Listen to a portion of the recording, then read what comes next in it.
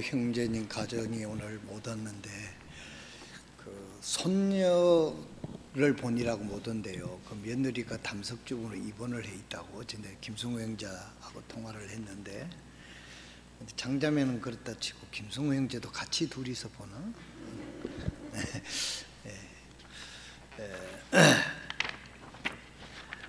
뭐 이렇게 보니까 얼추 예배 하러 오실 분들은 거의 다 나온 것 같습니다. 아주 갓난아기 엄마들은 애들 때문에 아마 지금 못난 예배를 드리고 있는 거고요. 또 이것이 참 최대 좋은 그거는 아니지만, 또 이런 기회를 통해서 우리가 또 좀 시간을 멈추고 담백하게 주님 앞에 예배 드리는 그런 또 기분도 들고요. 어떤 분이 글을 썼는데, 기차는 섰다 가는 힘으로 간다, 그런 이야기를 했더라고요. 그래서 설 수 있다면 갈 수도 있다는 거죠. 이런 기회를 통해서 우리 교회가 우리들이 더욱 주님을 사랑하고 주님을 소중히 여기며 하나님의 은혜가 얼마나 큰 것이었던가 하는 것을 생각해보는 그런 시간이 되어서, 또 이런 가운데서도 하나님의 뜻을 찾는 우리 성도들이 될 수 있기를 바랍니다. 오늘은 하나님의 말씀, 우리 마태복음 6장, 저는 마태복음 6장을 깊이 요즘에 묵상을 하고 있습니다. 그 중에서 마태복음 6장 전체 주님께서 우리들의 삶 속에서 실제적인 여러 부분들을 아주 섬세하게 가르치시는 그런 말씀이 있습니다. 오늘은 주님이 가르쳐 주신 기도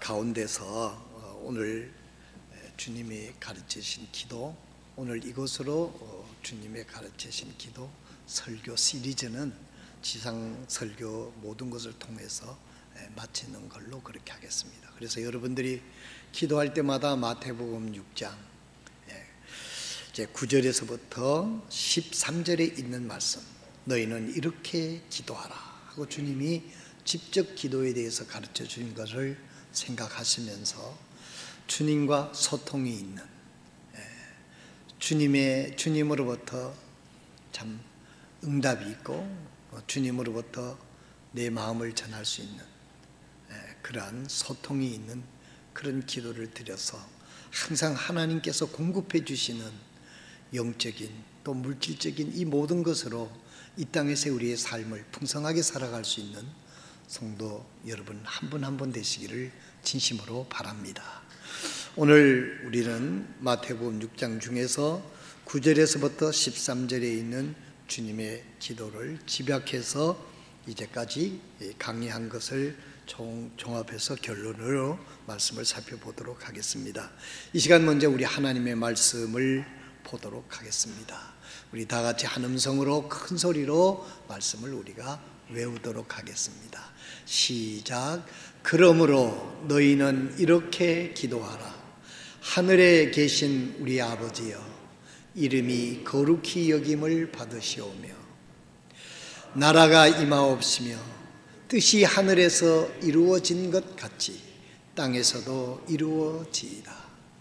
오늘 우리에게 일용할 양식을 주시옵고 우리가 우리에게 죄 지은 자를 사하여 준 것 같이 우리 죄를 사하여 주옵시고 우리를 시험에 들게 하지 마옵시고 다만 악에서 구하시옵소서.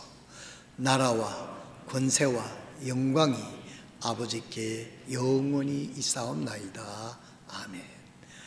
잠깐 말씀을 축복해 주시도록 기도하겠습니다. 하나님, 오늘 저희들이 봉독한 말씀은 하나님의 말씀입니다. 이 말씀이 우리의 영을 살리고 우리의 영을 복되게 하며 우리의 육신까지도 하나님의 임재 속에 하나님의 인도 속에 저희들이 이끌며 걸어갈 수 있도록 하나님께서 오늘 말씀으로 이곳에 하나님께 예배드리는 사랑하는 모든 성도들과 온라인으로 함께 예배드리는 모든 분들 심령 위에 하나님께서 복을 내려 주시옵소서. 예수님의 이름으로 기도드리옵나이다. 아멘. 기도 생활의 제일 첫 번째의 말씀을 드린 것은 하나님 아버지의 존재와 내가 그 존재하에 있다는 것을 우리가 믿고 인식하고 의식하고 사는 삶이 중요한 것입니다. 아버지가 있는가 하고 없는가 하고는 하늘과 땅만큼 차이가 있잖아요. 우리가 이 세상에 살면서 육신의 아버지는 없을 수도 있어요. 그러나 하나님 아버지는 내가 너희를 떠나지도 않고 버리지도 않고 내가 세상 끝날까지 너희와 함께 있겠다고 약속해 주셨습니다. 그 하나님께서 나의 아버지다. 그 하나님이 눈동자처럼 나를 보호하시며 그 하나님께서 자녀가 생선을 달라는데 뱀을 줄 부모가 있겠느냐. 자녀가 배가 고파서 먹을 떡을 달라는데 빵을 달라는데 돌을 줄 부모가 없는 것처럼 하물며 하나님이시겠느냐, 이렇게 말씀을 하셨어요. 그래서 그 마태복음 6장 전제에 보면 공중에 나는 새를 봐라, 들에 피는 들풀을 봐라. 그들이 스스로 이런 걸 가꾸고 노력하지 않아도 하나님께서 이것을 다 키우고 꽃피우고 자라게 하시는 하나님이신데, 내가 내 아들, 내 자신을 십자가에서 달려서 피로 대가를 지불하고 생명을 줘서 살리신 내 자녀를 돌보지 않겠느냐. 그렇게 주님이 우리에게 아주 분명하게 도전을 하십니다. 이 세상 부모도 그렇게 하지 않는데 하물며 하나님이겠느냐. 그래서 기도 생활은요, 이 하나님을 의식하고 사는 삶입니다. 이 하나님 인자에서 사는 삶을 살아가게 될 때 우리는 마음속에 평안이 있고 하나님의 보호 속에서 평안을 가질 수가 있고 염려에서부터 헤어날 수 있고 또한 하나님의 보호를 받을 수 있는 믿음이 될 줄로 믿습니다. 세상 사람들처럼 일반 신을 믿는 미신을 믿는 사람들처럼 필요할 때만 쪼르르 쫓아가서 자기 필요한 것들을 구하고 그런 이방인들, 그 믿지 않는, 하나님을 믿지 않는 자들과 같은 그런 기도를 너희들이 드려서는 안 된다 하고, 그 당시에 정말 하나님을 진심으로 믿지 못하는 외식주의자들, 그들을 향하여 하나님께서 그 교훈을 보면서 주님께서 제자들을 가르쳐 주신 그런 말씀입니다. 사랑하시는 성도 여러분, 우리가 매일매일 살면서 하나님이 내 아버지고 어디든지 계시는 하나님이 나의 아버지고 나를 지키시고 있고 내가 하나님의 코람되어 하나님의 존전 앞에 있다고 하면 우리의 삶이 하나님에 의해서 거룩해지게 되는 것입니다. 거룩해지면 하나님이 거룩하신 분이니까 하나님과 함께 교제가 이루어지는 거예요. 세상 사람들과 같이 똑같이 하나님 의식 없이 하나님 눈길 의식하지 않고 죄를 짓고 살면서 하나님과 교통을 한다?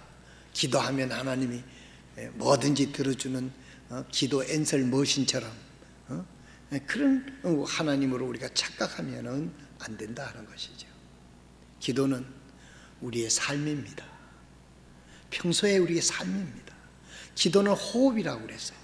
우리가 숨을 쉬지 않으면 죽는 것처럼 우리가 하나님의 임재 속에서 우리가 하나님과 교제하고 사는 것이 바로 진정한 영적인 삶인 것입니다.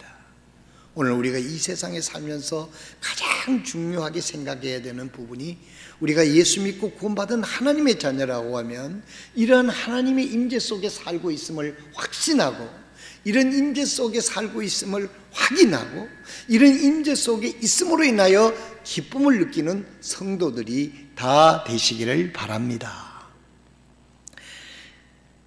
그리고 뿐만 아니라 기도는 하나님 앞에 이렇게 기도를, 우리가 믿음의 삶을 살 때 하나님 앞에 진정성 있는 소통이 된다는 것이죠.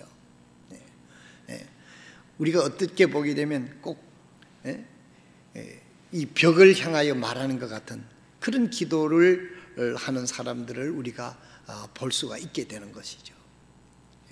아주 벽과 같은, 아무리 해도 그 벽 담장 밖을 넘어갈 것 같지 않는 그런 기도를 드리는 그런 경우가 종종 있는데, 그것은 우리들의 마음속에, 이 성경 본문 말씀에는 외식자들이라고 얘기를 했습니다. 하나님을 의식하지 않고 사람들을 의식해서 사람들 눈에 보이려고 하는 이런 진정성 없는 기도, 이것이 우리들이 기도 생활 속에서 우리가 참 유혹을 받는, 또한 그런 유혹이 있다고 하는 것을 알고 하나님 앞에, 하나님 내 마음을 열어 보여드립니다.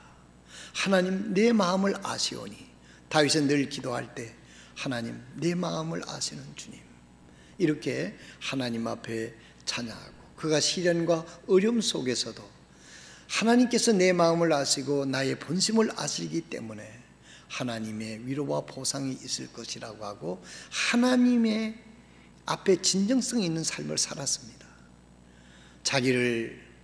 다윗 같은 경우에는 자기를 죽이려고 특공대를 풀어서 몇 달 며칠을 찾아 헤매는 그 사울 왕을 한 칼에 처리할 수도 있었는데, 그렇게 하지 않는 것은 자기의 어떤 그런 자비심이나 자기의 어떤 정의감이나 그런 것이 아니었습니다. 하나님께서, 오늘 여기 주보에 써 있습니다마는 그리스도라고 하는 말은 하나님께서 기름 부어 세운 자라는 뜻입니다. 그래서 그때 당시에 제사장이나 왕을 세울 때 하나님이 정한 사람을 하나님이 정했다 해서 기름을 떨어뜨려서 그 사람이 하나님이 세운 사람이라고 정한 것이 바로 그리스도라고 하는 말입니다. 그래서 예수님께서 그리스도라고 하는 말씀은 여러분들이 주보에 나중에 공부하시기 바랍니다. 그것은 하나님께서 기름 부어 세운, 하나님이 정한 사람. 여러분, 십자가에 달려 죽었다고 해서 다 메시아가 되는 게 아니에요. 그때 당시에 극형이 십자가형이었습니다. 그 십자가에 누가 달려서 죽었느냐가 중요한 것입니다. 하나님이 직접 오셔서 우리 죄를 대신 갚아주시고 죽으시고 부활하셨다는 것이죠. 그 예수님을 우리가 인격적으로 만나야 되는 것입니다. 오늘 우리들의 자녀들도 어렸을 때부터 교회에 그저 습관적으로 오고 지식적으로 아는 이 위험이 우리들에게도 노출되어 있습니다. 제가 늘 기도하고 걱정하는 것은 우리 어린아이들이 그저 주일학교 가르친 데 지식적으로만 알고 그냥 대답하면 대답을 잘합니다. 그러나 그 주님이 인격적으로 내가 만나서 무슨 일이든지 그 주님 앞에 의논하고, 주님이시라면 어떻게 해서 하셨을까? 내가 이런 형편 속에 왕따를 당하든지 뭘 당했을 때 하나님 앞에 기도하면서 주님, 이런 형편에 내가 어떻게 했으면 좋겠습니까? 정말 하나님 앞에 도움을 구하고 하나님 앞에 기도해서 하나님으로부터 힘을 얻고 해결책을 얻고 이렇게 자라간다고 하면, 그런 어린이들은, 그런 우리 주일학교 학생들은 앞으로 다윗처럼 하나님께서 위대하게 쓰실 것입니다. 여러분이 잘 아는 대로 다윗이 골리앗을 물리칠 때 소년이었습니다. 그러나 하나님을 향한 그 마음이 평소에도 하나님을 의지하고 하나님 주신 능력으로 사자와 곰의 발톱에서 지킨 은혜를 체험했기 때문에 저 골리앗도 능히 나의 하나님께서 능히 승리하게 하실 것이라고 하는 기도의 응답 속에서 목숨을 걸고 전장터에 나갔을 것입니다. 그런데 다윗이, 똑같은 다윗인데요, 다윗이 밧세바라고 하는 우리아의 아내를 범하는 간음을 했잖아요. 그런데 똑같은 다윗인데 그 골리앗을 쓰러뜨리는 그 용맹하고 용기 있는 능력의 다윗이 어떻게 돼서 왕이 됐는데, 그와 같은 범죄를 성경이 왜 하나님 말씀이냐면, 그런 참 그 빼고 싶은 그런 부분까지도 하나님은 다 기록을 해놨다는 것이죠. 그래서 성경이 진리의 말씀인 거예요. 여러분, 똑같은 다윗인데 골리앗을 때려 눕혀서 이스라엘에게 큰 승리를 준 다윗, 또한 모든 사람이 다 전쟁터에 나갔는데 홀래 여유를 부리며 나태했던 이 다윗 왕은 자기의 충성스러운 신하 우리아의 아내를 간음하는 범하는 무서운 죄를 하나님 앞에 짓게 된 것입니다. 여러분, 어째서 이렇게 된 것일까요?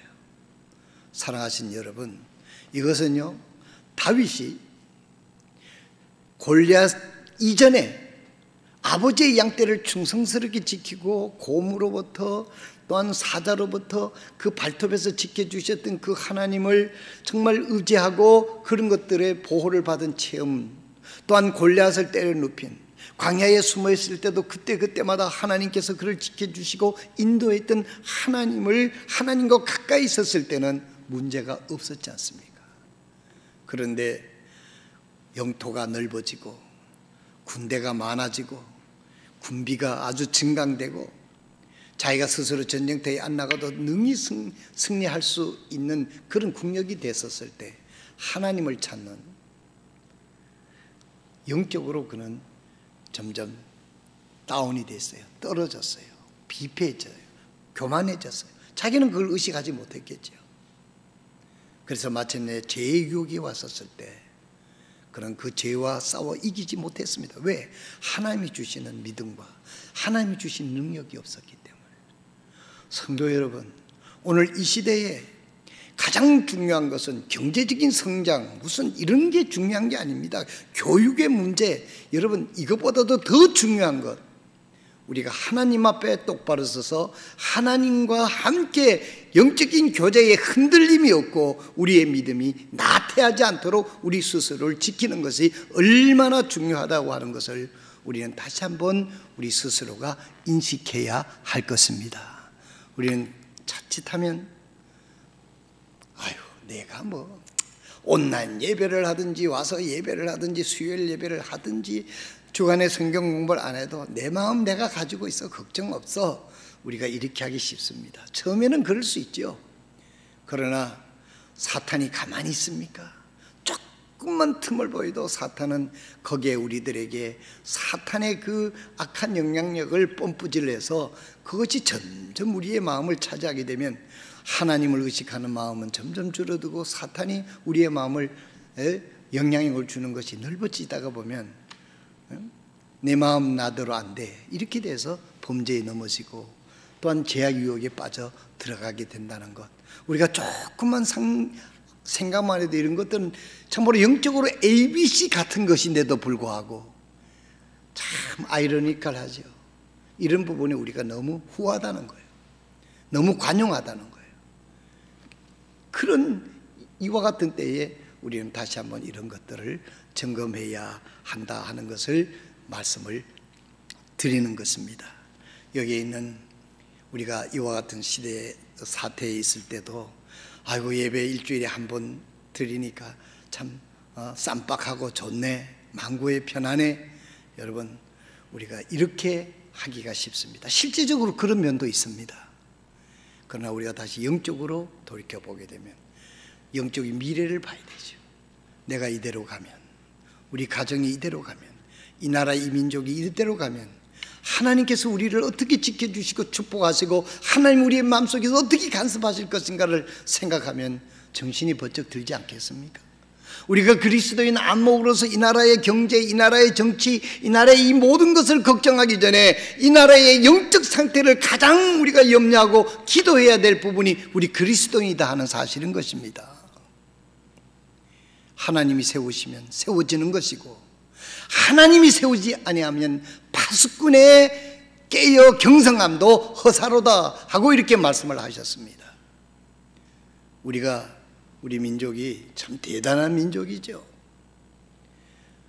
어제도 제가 하나를 보다가 이렇게 보니까 미국의 메릴랜드 주의 주지사 부인이 한국 사람이더라고요.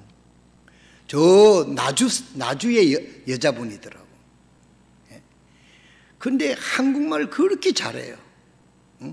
이민 간 지 40년이 됐다는데. 그런데 주지사 부인이 돼서 그 영부인이라고 그러더라고요. 미국에 50개 주니까 뭐 한 주만 해도 우리 이 나라 남북한 합친 것보다 훨씬 큰 주가 많으니까.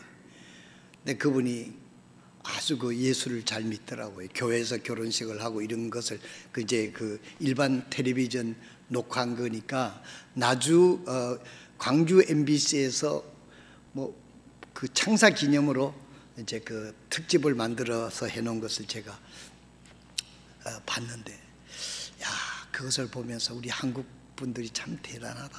그래서 메릴랜드에 있는 그 한국 기업 뭐 이런 걸 전부 다 이 다리를 놓아가지고 진출하도록 그렇게 했다 하면서 이렇게 봤는데, 참 우리나라가 대단하지 않습니까? 땅덩어리로 이게 뭡니까? 정말 남한 쪽이 이 작은 땅덩어리 가지고 세계의 20개국 그 속에 들어가고 그 속에도 또 줄인다고 하면은 10개 안에 들어가는 나라가 된 거예요. 대단한 나라입니다. 여러분, 우리가 대단한 나라라고 해서 우리가 너무 여기 자만에 빠져 있어서는 안 됩니다. 이런 코로나 사태가 올 때 세계적으로 우리가 칭찬을 많이 듣잖아요. 이거 참 조기로 잘 관리를 했다. 이럴 때 우리는 더 겸손해서 경제를 걱정하기 앞서 우리는 영적인 것을 걱정할 수 있는, 영적인 미래를 바라볼 수 있는 저에게 성도들이 될 수 있기를 바랍니다. 오늘 이 기도를 우리가 하나님의 임재 속에 있다고 하는 것, 이것이 기도 생활의 가장 중요한 생활입니다. 내가 이렇게 된 것, 내가 여기까지 온 것 하나님의 은혜요.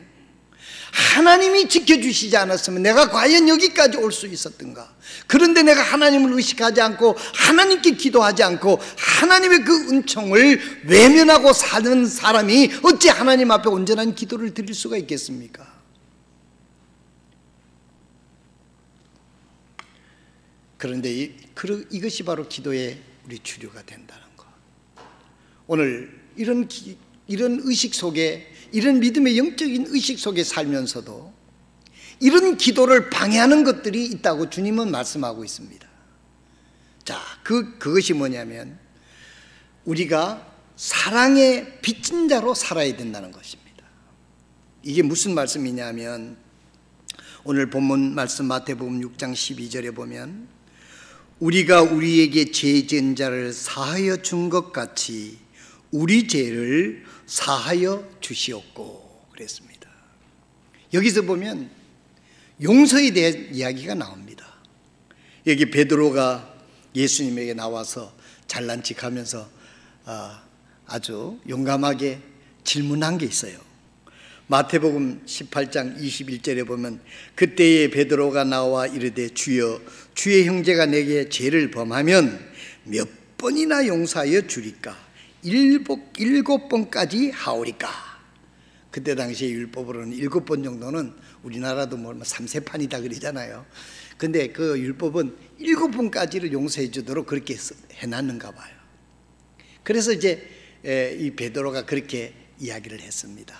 우리가 그래도 그리스도인이니까, 우리도 예수를 믿으니까, 우리가 마음이 큰 사람이니까, 우리가 율법보다도 그 일반 그 유대법보다도 더 한 7번 정도 용서해 주면 되겠습니까? 하고 예수님에게 묻습니다.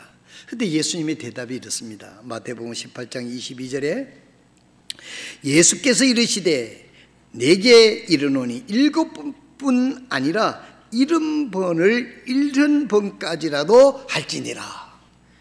이러면 어떻게 되는 거예요? 77이 49, 490번. 제 같은 경우에는요 400번까지 쉬지도 못해요. 100도 넘어가지 못했는데 490번까지, 이것은 꼭 490번을 해가지고 하라는 게 아니라 끝없이 용서해 주라는 뜻이죠. 끝없이 7번이라는 것이 유대사회에서는 완전한 숫자라고 그러지 않습니까? 그래서 베드로가 7번까지만 용서해 주면 뭐 되지 않겠습니까? 주님은 7번씩 70번이라도 70번이라도 그렇게 해라. 이것은 숫자적으로 따지면 490번인데 끊임없이 용서해 주시라 하시는 그 주님의 말씀인 것입니다. 여러분, 이것은 우리가 헤아리고 헤아리고 이런 것을, 이것은 불가능합니다. 이렇게 해서는. 그래서 우리가 첫 번째 우리의 기도를 막히게 하는 용서하지 못하는 마음을 주님의 은혜로 우리가 이것을 해결할 수 있는 길은 사랑의 빚진 자로서 살아야 된다는 겁니다. 그 마태복음 18장에서 주님께서 쭉 이야기를 하면서 1만 달란트의 그 빚진 사람이 탕감받은 사건이 쭉 나옵니다. 여러분 잘 아니까 오늘 살펴볼 그냥 얘기 듣기만 하십시오.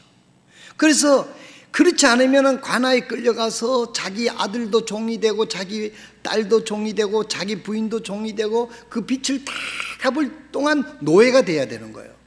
그럼 그 빚을 다 갚으려고 하면 1만 달란트라고 하는 것은 뭐 수로 헤아릴 수 없는 거예요. 490번과 같은 겁니다.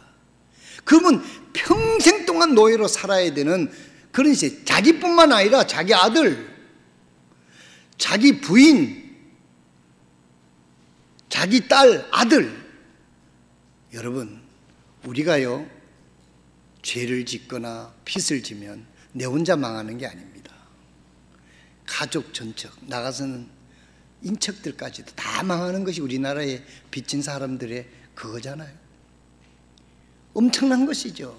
오늘 그렇기 때문에 우리들의 삶이 얼마나 하나님 앞에 진지해야 된다는 것을 다시 한번 생각해 보게 하는 것입니다. 죄는 반드시 대가를 지불해야 되는 겁니다.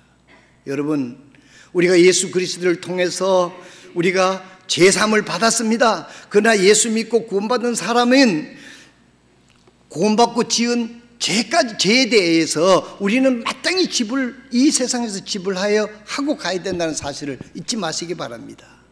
일반 이단들은 예수님으로부터 죄사함을 받았기 때문에 내가 짓는 죄가 아니라 하고 이렇게 해가지고 잘못 가르치는데 그렇지 않습니다. 여러분, 우리가 그 다윗을 보더라도 다윗이 그 범죄를 했었을 때 다윗은 하나님으로부터 정말 명성이 떨어지고 망신을 당하고 그 아들도 죽는 그와 같은 대가를 지불하는 것을 우리는 볼 수 있습니다. 예수 믿고 구원받아서 천국 가는 데는 문제가 없습니다. 예수님이 십자가에서 다 해결해 주셨기 때문에. 그러나 이 세상 구원받은 이후에 우리가 죄를 범했으면 우리는 하나님 앞에 자백하고 용서를 구하지 않으면 우리는 반드시 그 자백할 때까지 하나님께서는 대가를 지불하도록 우리를 인도하는 사실도 다시 한번 여러분들이 기억할 수 있기를 바랍니다. 우리가 기도를 막는 것이 무엇이냐면 우리가 용서하지 않는 마음이라는 거예요. 그래서 뭐 490번 세거나 이런 할 일이 아니라 내가 여기서 이 마태복음 18장에서 1만 그 달란트 그 데나리온에 빚진 사람은 뭘 의미합니까? 네가 갚을 수 없는 이 빚, 평생 동안 무슨 일을 해서도 갚을 수가 없어요. 수조가 되는 돈을 무슨 수로 갚습니까? 수백도 아니고. 갚을 수 없는 것을 이 왕이 갚아줬다는 거예요. 하나님이 갚아줬다는 거예요. 우리 죄가 그렇습니다. 하나님이 우리를, 하나님의 아들 예수를 십자가에서 대신 죽게 우리 죄값을 치르게 하시고 부활하셔서 우리의 죄를 사해 주시고 우리를 구원해 주셨어요. 여러분 가운데 용서하지 못하는 것이 있다고 하면 여러분들에도 있을 겁니다. 저도 참 용서하기 힘든 부분이 참 많아요. 함께 주님을 섬기다가 참 이해가 안 되는 부분이 많죠. 청소년들부터 함께 기도하고 잘 되기를 바라고, 결혼하고 주리하고 아이들 낳았을 때 그렇게 기뻐하고 그렇게 어느 정도 또 잘 가정을 이루고 사는데 무슨 성경적인 방법도 아니고 그렇다고 해서 하나님의 교회를 등지고 떠나는 그걸 아무리 생각해도 이해가 안 될 때가 많아요. 그럴 때 저는 하나님 앞에 내가 그거를 용서하지 않고 그런다고 하면 하나님이 나를 용서해 주지 않고 이해하지 않는다 해서 하나님 앞에 저 기도 많이 한 사람입니다. 그래서 하나님이 내 마음을 위로해 주시고 하나님이 제 마음을 안정하니까 여러분 제가 스트레스 받아서 암에 안 걸리고 여기까지 살지 여러분들이 잘 지켜보신 분들 아닙니까? 하나님의 은혜예요. 저는 생각합니다. 하나님이 나 같은 죄인을 구원해 주신 게 얼마나 큰 은혜인가. 오늘 그래서 제 칼럼도 이런 생각 속에서 그 칼럼을 쓴 겁니다. 제가 정말 그 경상북도 영주군 부성면 북지리 24번지에서 태어나가지고 거기서 6살까지 살았어요. 7살에 아마 내 기억으로는 저희 아버지가 광산에 취직을 해서 돈을 잘 번다는 소식을 듣고 우리 가족이 거기에 이주해 가서 그때서부터 아버지하고 같이 살 때부터는 정말 그때 당시에 보릿고개가 있을 때인데요, 우리는 쌀밥만 먹고 살았습니다. 제가 그런 사람이에요. 다른 사람들은요 전부 다 조밥 먹고 보리밥 먹고 보리밥도 잘 못 먹을 때, 저희 아버지가 광산에 1000m 2000m 굴속에 목숨 걸고 들어가서 일하는 덕으로 저는 쌀밥만 먹고 살고 그러면서도 감사하지 모르고 살았어요. 지금 보니까 참 철이 없는 것이죠. 7살 때까지 아버지가 돈 벌러 가서 소식이 없어가지고 어머니가 살림을 꾸려가는데, 그때 봄을 만났을 때 6살 7살 됐는데도 그 기억이 지금도 아련해요. 화창한 봄날 정말 먹을 것이 넉넉지 않고, 그래도 저는 외아들이라고, 요즘엔 다 외아들이지만 제가 어렸을 때는 외아들이 귀했습니다. 애들 만 노는 시대라서. 그래서 저만 쌀밥이라든지 뭘 해주고 할머니하고, 나머지는 전부 다 아주 그냥 밥을 나물하고 뭐 이렇게 섞어가지고 그냥 그런 시대였습니다. 그때는 화창한 봄날이라도 약간 슬픔이 있어요. 왜냐하면 먹을 것이 넉넉지 않으니까. 이 봄이 되면 늘 그런 생각을 제가 합니다만, 그런 열악한 환경 속에서 자란 정말 돈도 백도 없는 아주 시골 산골에 있는 나를 하나님이 만나 주신 게 얼마나 큰 은혜입니까? 내 영혼도 구원해 주셨지만 제 삶도 하나님이 구원해 주신 거예요. 내가 예수 안 믿었다면, 담배 안 먹고 술 안 피우고 적어도 이것만 해도 저는 얼마나 큰 은혜를 받은 겁니까? 응? 요즘 제가 커피를 끊지 못한 걸 보면요, 담배를 피웠으면 아마 일찍 죽었을 것 같아요. 폐암에 걸려가지고. 그것도 계속 피웠을 거니까. 또 술도 무지하게 많이 먹었을 것 같아요. 요즘도 가끔 이렇게 안주가 좋으면 한 잔 생각이 나는데, 내가 뭐 옛날에 먹어보지도 않았지만은 생각이 나는데, 여러분들이라고 뭐 그렇지 않겠습니까? 정말 예수님을 만나서 내가 영혼이 구원받았지만 삶도 구원받은 거예요. 생활도 구원받은 거예요. 여러분 한번 깊이 생각해 보시기 바랍니다. 여러분들이 이 세상에서 건전한 삶을 살게 된 것 하나님의 은혜인 거예요. 여러분 의지라고만 생각하고 여러분 자신에게 쾌채를 부리지 마세요. 우리는 다 연약한 존재고, 욕심과 유혹과 정욕이 따라 살도록 우리 육체가 그렇게 돼 있는 우리를 이렇게 견제하고 우리를 살게 하신 것 하나님의 은혜 아닙니까? 우리가 예수님을 만나서 영혼만 구원받은 게 아니라 삶도 구원받은 거예요. 오늘 여러분 여기 앉아서 이렇게 예배 드리는 이거 구원받은 삶 아닙니까? 우리의 죄를 용서함을, 기도가 방해되지 않는 것, 용서하지 못하는 마음, 이것은 우리 힘으로 되는 게 아니고, 내가 하나님 앞에서 내가 하나님으로부터 얼마나 큰 사랑을 받았는가를 생각하면, 나에게 잘못하고 나에게 마음을 상처를 준 그들을 용서할 수 있도록 하나님께서 은혜로운 마음을 주실 줄로 믿습니다. 저는 그런 것들을 체험했어요. 제가 도저히 이해하고 용서하지 못하는 것, 아침마다 나와서 하나님 앞에 이야기하고 하나님 앞에 일러 바치면 하나님이 알아서 적당히 손봐 주시겠지요. 저는 그렇게 생각합니다. 인간적으로 그런 표현을 합니다만은, 하나님 앞에 이야기를 하면 하나님께서 내 마음을 아시는 하나님이 위로해 주시고, 내가 이런 큰 은혜를 받았으니 너에게 상처를 주고 그런 것들 하나님께서 그런 은혜로 넓은 마음을 주셔서 용서하게 되고 이해하게 되는 그러한 은혜를 주시는 것을 경험했습니다. 이 은혜가 저와 여러분에게도 함께 하시기를 바랍니다. 이것이 바로 우리의 기도를 막는, 용서하지 못하는 그것들을 해결하는 하나님의 은혜인 줄로 믿으시기를 바랍니다. 두 번째는 하나님의 뜻에 벗어났었을 때 기도 응답이 안 됩니다. 야고보서에도 말씀하셨습니다마는 구하여도 얻지 못하는 것은 정욕으로 쓰려고 잘못 구하기 때문이라 그랬습니다. 그래서 우리가 하나님의 존전 앞에서 하나님의 뜻 안에서 머무는 것이 이렇게 중요한 것입니다.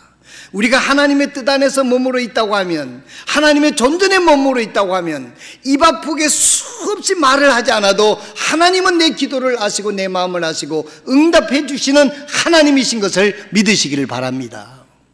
여러분들이 하나님의 뜻을 벗어나면서 살면서 하나님이 애달게 이거 해주시고 저거 해주시고 막 안달을 한다 하더라도 하나님은 응답해 줄 수가 없어요.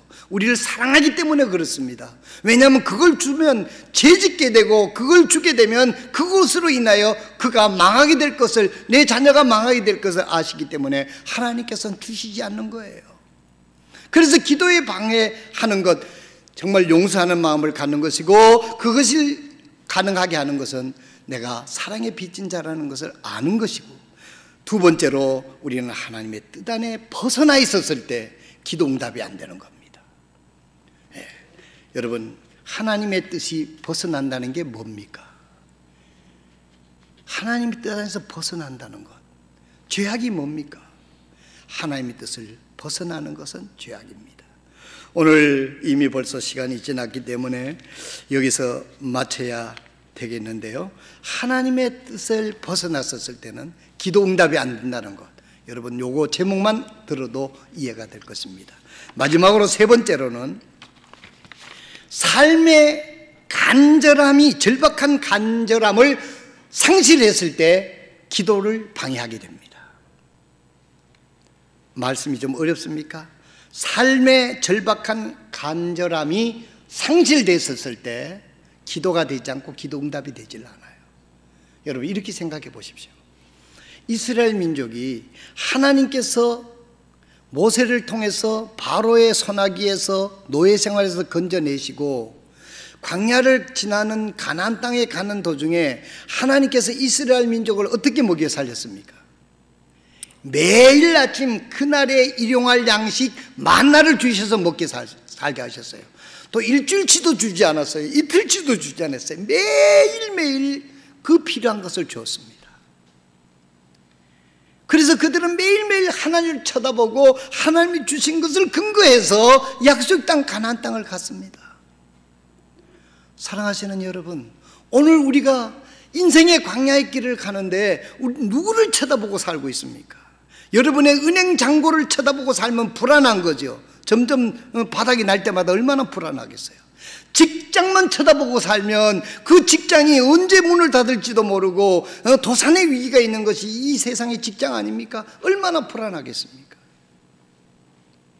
여러분, 우리는 무엇을 쳐다보고 삽니까? 하나님을 바라보고 살아야 됩니다. 하나님을 쳐다보고 살아야 됩니다. 왜 아멘 안 해요? 그래도 안 쳐다보겠다 이거요? 하나님 억지로라도 쳐다보도록 한번 그렇게 해야 되겠습니까? 하나님께서 하실 수가 없어서 광야에 이스라엘 민족을 인도하고 매일매일 만나를 주셔서 일용할 양식을 주신 것은 이스라엘 민족이 절박하게 주님을 바라보고 주님이 아니면 오늘 하루도 살아갈 수 없습니다를 외치고 느끼고 그렇게 확인하도록 하나님 매일매일 만나를 주셨다는 거예요.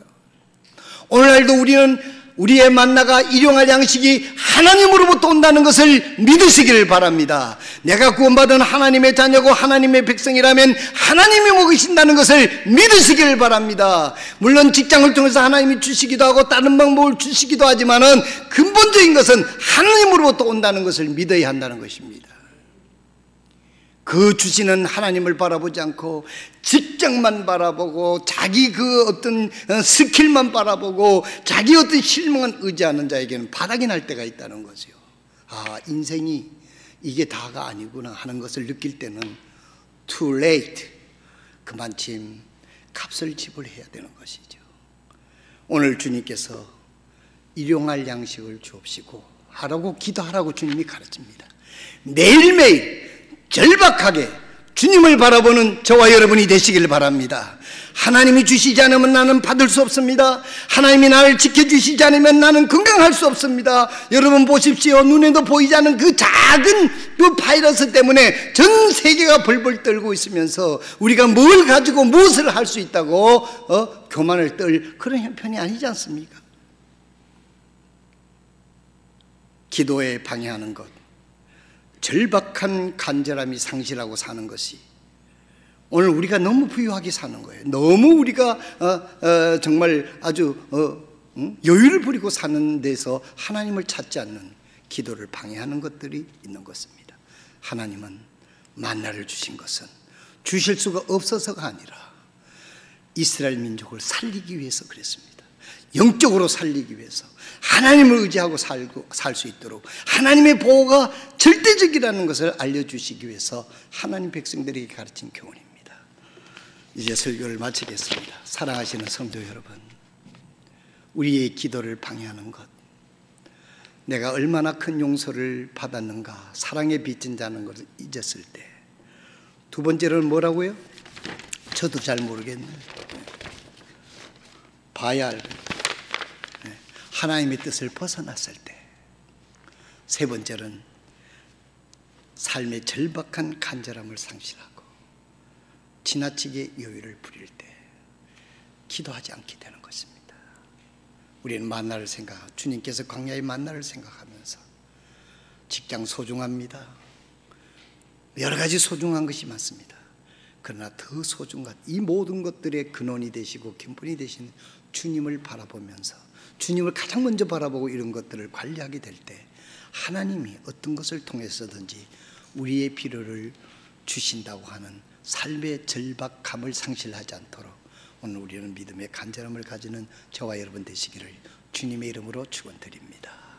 기도하겠습니다.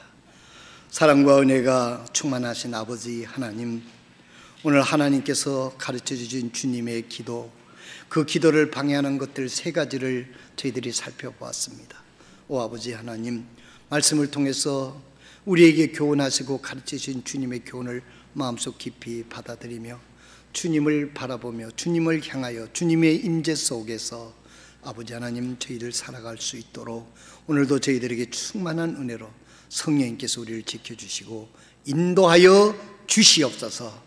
우리 주님 예수 그리스도의 귀하신 이름으로 간절히 기도드리옵나이다. 아멘.